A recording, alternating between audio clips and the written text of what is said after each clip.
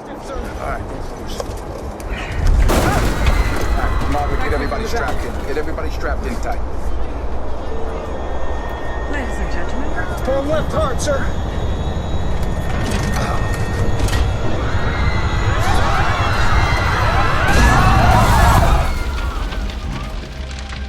The most tragic airplane crashes that have been investigated by the US Federal Aviation Administration occurred because the captain made a critical, sometimes obvious mistake, but the crew failed to respond appropriately and avoid imminent disaster due to their blind faith in the captain's authority. Crash of Asiana Airlines Flight 214, but this time it shows the entire crash from the perspective of the air traffic control towers at SFO.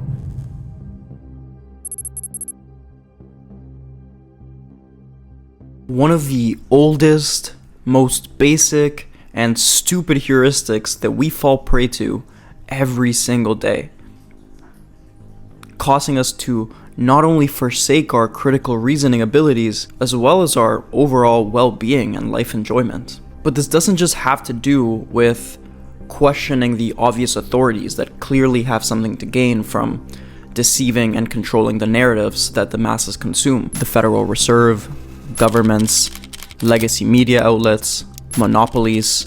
If you've never questioned these entities' authority and critically thought through some of the narratives that are pushed on you, then you might be too far gone, and you might as well just click off this video because this won't really help you. But if you have dabbled with some critical thinking for yourself, and you're aware of the tremendous power that is inside you when you choose to engage in your reason and your critical thinking abilities, and you can see through the smokescreen of a lot of stuff that exists out there, then I think this video might really serve you. Because I think Captainitis can be the ultimate meme to describe this terrible plague on society, this mass surrender of our critical reasoning abilities and our intuition that would make everyone from Plato to Jesus Christ be extremely disappointed in us. And equipped with this meme, I think you can call this reflection to mind at will, which is what I hope you can take away from this video. And I want to re-emphasize that, or well, not re-emphasize, I want to emphasize that this doesn't just have to do with analyzing and critically thinking through the information that is out there, the media, your school, your parents, etc. It also has to do with the information that you get internally, your self-dialogue, your self-talk. Because a lot of times, that is also extremely corrupted and it is leading you astray. So that is what I want to discuss in this video. If you're new here, my name is Mikey, and I like to make videos that help you and me live a good life. To me, that means entrepreneurship in the digital age. It also means performance optimization, and it means building a perception of reality that serves you and works for you rather than against you through what I like calling mental alchemy. So if you're into very high level personal development and you're serious about building a good life of meaningful work, great relationships, and freedom, then hopefully this channel serves you, and I hope you consider subscribing. But without further ado, let's get into the video. The illusion of self. As children, up until the age of 13, we operate predominantly under what is called the theta brainwave state. Neuroscientists have observed that this state of mind is linked to creativity, intuition, daydreaming, and fantasizing, thus making it a repository for emotions, memories, and all sorts of sensations. And this state, which you've surely experienced before, maybe through meditation or through prayer or any sort of mindfulness practice, is often discussed as or described as this sort of twilight zone. It's this state somewhere between sleep and wakefulness. And this state allows you to access information in your subconscious mind, as well as making it highly receptive to new information. Now, what's interesting is that this state is pretty abnormal in awake adults, right? Unless you're deliberately going into meditation or reflection or mindfulness or prayer to enter a theta brainwave state, it's not quite common. We usually operate under what is called beta brainwave state, which is actually not that healthy for you.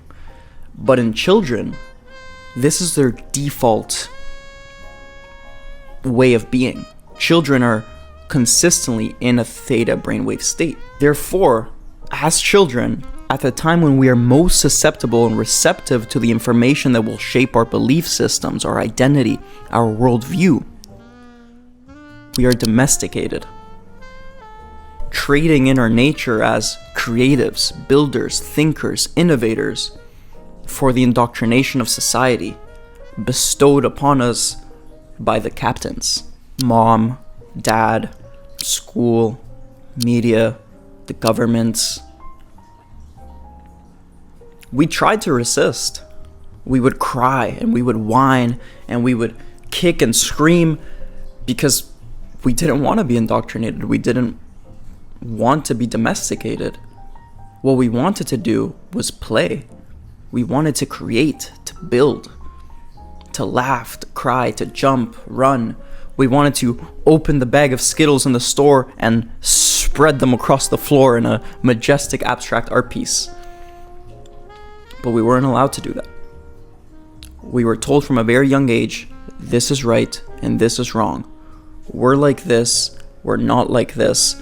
Those people are like that, we're not like that. This is good, this is evil, so on and so forth. At an age where we're incredibly susceptible and receptive to take this information, and without our ability to think critically through some of these things that we were told, we just accepted them as truth. And this is when we first fell victim to the idiocy of Captainitis. As children, we were told what to believe. We accepted the truths we were told simply because the captain said so. We surrendered our God-given gifts to use reason, intuition, and creation simply because if an authority says it's true, then it must be true. And what's so sad is that over time of hearing these beliefs, of these ideas about how the world works, over time of those getting reinforced and reinforced, we no longer needed the captains, the authority figures, to hold us accountable for them. We became auto-domesticated. We began to judge ourselves and to understand ourselves through these beliefs that we did not choose. They were given to us. But we now began to judge ourselves and value ourselves based on this externally imposed set of beliefs and understandings of the world. And that is the cause of human suffering, or at least a large portion of it. So I want to illustrate this with an example. Imagine you get into an argument with someone you love, and it's one of those big, ugly topics that most people tend to avoid. Religion, politics, finances, gender and identity, whatever it is. At some point, the other person says something that you deeply disagree with. And before you know it, all logic completely goes out the window. You feel this emotionally, electrically charged wave of emotions wash over you. And it is so powerful that it just wants to burst out of you. You start yelling, they start yelling, the conversation goes nowhere, and you both leave feeling worse than before. We've all been there. But why did this happen? See, the reason you felt this emotionally charged reaction come bursting out of you is not because you're passionate about your beliefs or you're passionate about your ideological standpoint. It's because your ego, your false sense of self that was placed upon you since childhood has become so attached, so identified with these viewpoints, these beliefs, these convictions, that when someone disagrees with that, no longer is it just an argument, a discussion to try to get to the truth, or even to try to prove yourself right. It is now a fight for survival. You take it as a personal attack to your own identity, to your core. You're not fighting for an ideological position, you're fighting to survive. But it was never like that. It was simply a disagreement. But because you have this domesticated belief inside of you that you've carried since childhood, you don't recognize that in the moment. And so you lash out, you scream, you yell, and both parties leave feeling worse than before. Free yourself. Now, I want you to picture this. It's 440 BC, and there's a high priestess named Pythia, and she's known as the Oracle of Delphi. And she declares that Socrates is the wisest man in all of Athens.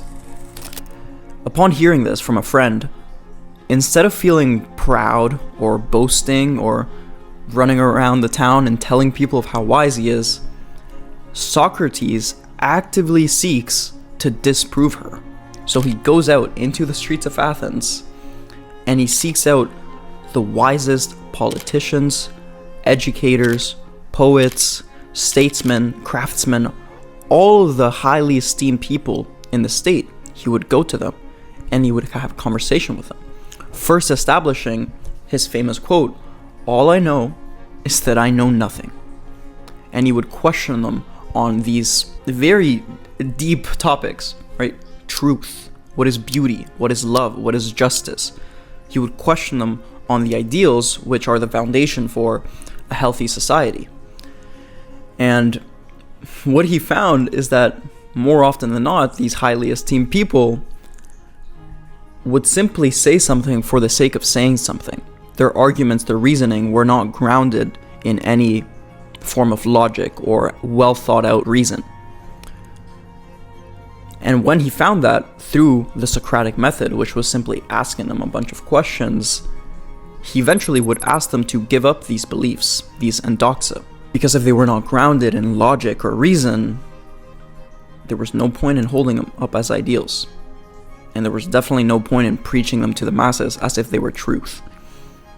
Now, to make a long story short, due to his consistent probing and challenging and questioning, this scared the captains of Athens, and ultimately it led him to be sentenced to death for corrupting the youth.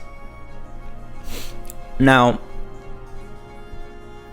in his famous apology, which, fun fact for you, in Greek, the word apology does not mean to say sorry. So when Socrates gave his apology, he was not saying sorry. Apology, apologia, means to defend one's life. So Socrates was not saying sorry for the things that he did. He was defending his argument with his life. And in that apology, he said, "An unexamined life is not worth living." And with that, Socrates drank some poison and he was killed. And so his legacy passed on to Plato and then Aristotle and so on. But I bring this to your attention because I think herein lies the secret, the cure to Captainitis. And it's Socratic wisdom. It's questioning everything.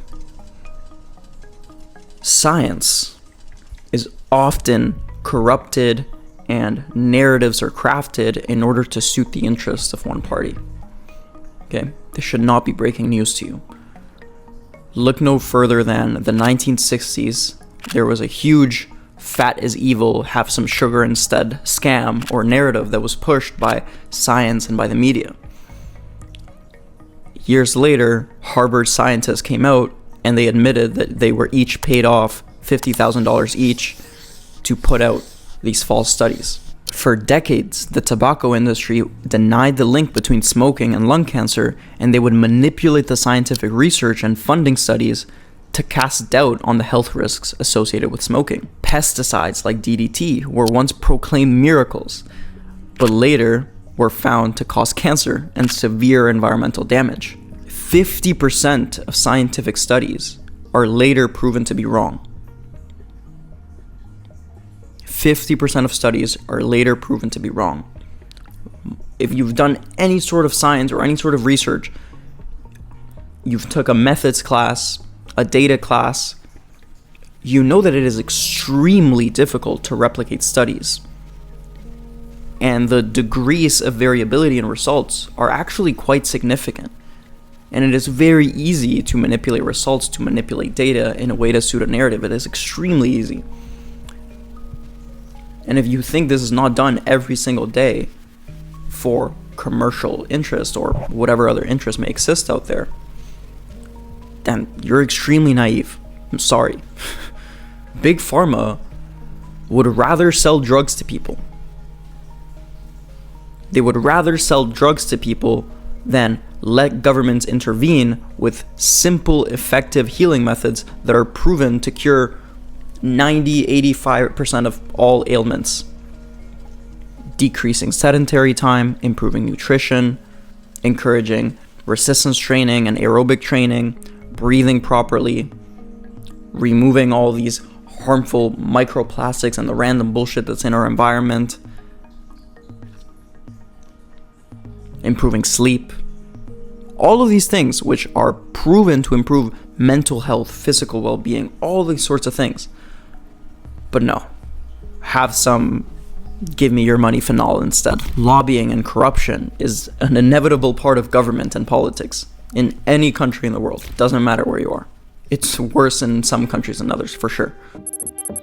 Let's use some examples for the self, as I promised. You don't believe you're good at public speaking because one time in high school you shit the bed in a presentation and you haven't deliberately practiced since. But do you see where you went wrong there? You had one bad experience, no deliberate practice, but now the belief that was formed, because that was in a time in your life when you were susceptible for beliefs to be formed, the belief that stuck was, I'm not good at public speaking, but it's not actually grounded in anything. You might believe you're extremely unattractive because you had some awkward teenage years, or maybe you got rejected a couple times when you were 14 or 15. But you're completely ignoring how attraction and looks change over time. You're completely ignoring all of the things within your control that you could take in order to improve your looks, improve your appearance. You could improve your social skills. You could learn how to dress better, work out, so on. Like, it's an infinite list. But because of that one experience from childhood, you believe you're unattractive, and now that deeply affects you. Maybe you don't believe money is abundant because you didn't have any of it when you were growing up. That's a huge one. So I'm speaking from personal experience. I don't have the best relationship with money, but issues and negative beliefs associated with money is a massive topic that I'd assume most people go through, right? To give you a brief example, there's this guy, I forget his first name, but his last name is Merkel. He used to be the richest man in Germany. He was worth over $9 billion. At some point in one of the financial depression periods, he made a terrible investment and he lost $6 billion. But keep in mind, he still had $3 billion and a beautiful family and grandchildren. But what did he do? He jumped in front of a train and killed himself. That's it. That's the story. This billionaire who lost some money and was still a billionaire killed himself. Because his identity, his ego was so tied to money, his value, his sense of self-worth was so tied to money that he killed himself. How fucking stupid is that? So don't, if you are in a position right now where you don't have a lot of money, or you have a lot of money, or whatever it is, you're not alone. And it affects everyone. So recognizing that, questioning that, becoming aware of that is the first step. Maybe you avoid pursuing leadership roles because a teacher once criticized your leadership skills in school, and now that influenced your belief that you're not fit for such positions. Maybe you think you're not athletic because you once struggled with sports in elementary school, overlooking the possibility of improvement with practice and maturity. And I could go on and on and on, etc., etc., etc., but I think you get the point by now. And thus, the way to survive in the modern world, the way to thrive in the modern world is to be a free thinker, a non-binary thinker, as I've talked about in some of my videos before. You have to question everything. You have to deconstruct your beliefs, your identity, your sense of self. If you notice you have a conviction about something, you have to actively go and seek out information that tries to disprove what you believe. Because only then can you become a free thinker, a non-binary thinker, a well-rounded individual that doesn't fall prey to captainitis. And the people who think this way, freely, creatively, innovatively, those are the people that succeed in any field, any industry, any financial market. It does not matter, because those people are free. And that's what I want for you. Those are also the people that have the most thriving, abundant, beautiful relationships. As I mentioned in the example I gave earlier, that's how you avoid these nasty, ugly conflicts, by checking your ego at the door, recognizing that when you have this sort of emotional, visceral reaction, that's not really you. That is the domestication from your childhood. That is your ego. You've taken this challenge as a threat to your survival. Remember, you are not your thoughts. You are not this incessant stream of thoughts in your head. You are not your roles, titles, duties, or any of these other things that your ego has attached to. You are awareness, consciousness itself. Cursed is the man who trusts in man, who draws strength from mere flesh, and whose heart turns away from the Lord. So this is what I want to leave you with. No belief should go unchallenged. No thought should go unobserved. No dogma should stand without scrutiny. You must become a free thinker, a non-binary thinker, a critical thinker. You must engage in your reasoning abilities. You must avoid the plague of captainitis. Please. And I promise you, this will have massive ripple effects in all areas of your life. In your business, in your work, in your relationships, in your productivity, and everything. I hope this video serves you, and I'll see you around.